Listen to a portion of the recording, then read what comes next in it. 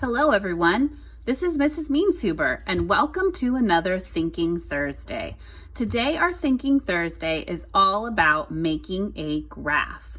I'm going to share an example of a graph with you and you are going to get to make your own graph today and share it with everybody else on Flipgrid.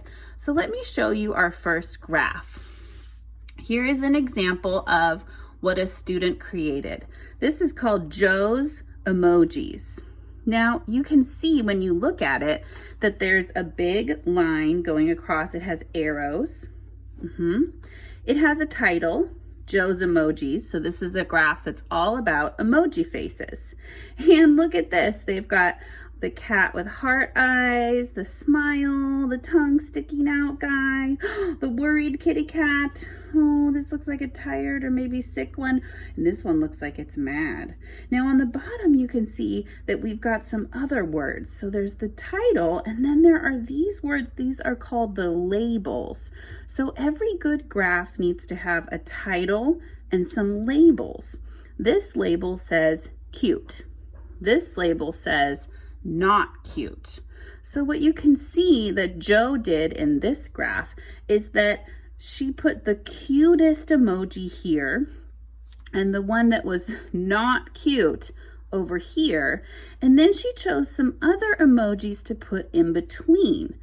As you go this way, the emojis get cuter. And as you go this way, the emojis get less cute. So your job today is to get creative and make your own kind of graph. Your graph needs to have a title and it needs to have two labels. Now, the creative fun part is that you get to choose what the labels are.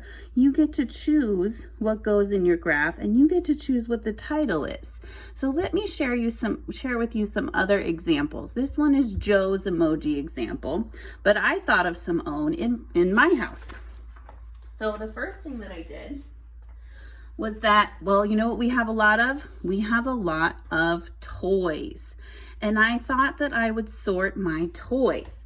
The two labels that I chose were fun and not fun, maybe not as much fun. So I went into Braden's bedroom and I chose the most fun toy that I could find. And guess what I found? I found this really cool gun. And guess what this gun does? You put cars in the top and then you shoot it and a car comes out of it. That is pretty fun to me. So I'm going to put the most fun toy on this side of my graph, the car shooter gun. And then I found the least fun toy in the bedroom was this football. And you know why this football is the least fun is because it's broken. There's supposed to be something on the other side. So I'm going to put it over here on not fun. Okay, now I need to find some toys in the middle, some toys that are a little bit less fun than the gun, but maybe more fun than the broken football toy. So then I found this cool Simon game. Simon is pretty fun to play, but maybe not as much fun as the car shooter. So I'm going to put Simon maybe right there. And then I found this bouncy ball and this dinosaur. And I have to decide which one is more fun and which one is less fun. Well, I know I love to play with bouncy balls and I also love to play with dinosaurs. And this dinosaur has a broken tail. I think maybe the bouncy balls might be a little bit more fun than dinosaurs. So from least fun to most fun, I have a broken football, a dinosaur, a bouncy ball, Simon, and the cool car shooter. So this is my graph about toys. And then I thought, what else could I make a graph about in my house? And you know what I have a lot of in my house? I have some food in my house. So let me move my graph here.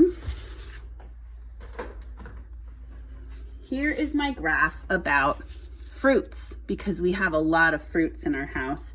And I could have said, you know, most yummy fruits to least yummy fruits. But what I decided to do, because you get to choose your title and choose your labels, I chose big fruits and small fruits. So then I went around and I looked for big fruits and small fruits and fruits that might be in between. So the biggest fruit that I could find was this big grapefruit. I'm gonna put it over here. That's a big fruit. The smallest fruit that I could find was this little blueberry. I'm gonna put it over here. And then I went and I found some fruits that might fit in between, things that were bigger than a blueberry, but smaller than a grapefruit. Well, I found this apple, so that kind of goes in the middle. Then I found this lemon.